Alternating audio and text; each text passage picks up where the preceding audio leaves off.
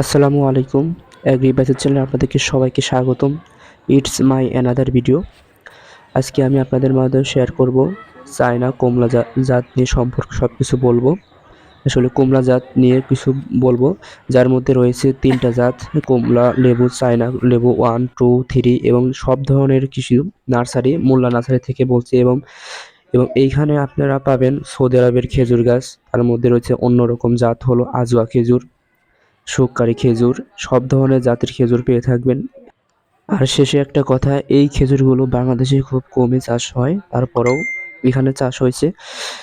অনেকটাই অনেকটাই সুন্দরভাবে যায়। এখানে অনেক খেজুর গাছে অনেক পরিচর্যার মাধ্যমে, যা আপনারা ভালোভাবে বুঝতে পারবেন। ভিডিওটা শেষ পর্যন্ত দেখতে থাকুন এবং উপভোগ করতে থাকুন।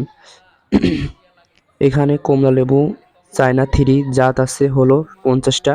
আর আর সৌদি আরবের খেজুর গাছ, শুককারি খেজুর গাছ, আজওয়া খেজুর গাছ এবং জাম্বো সাইজের খেজুর গাছ সব মিলে এখানে প্রায় চারা আছে 200টার মতো।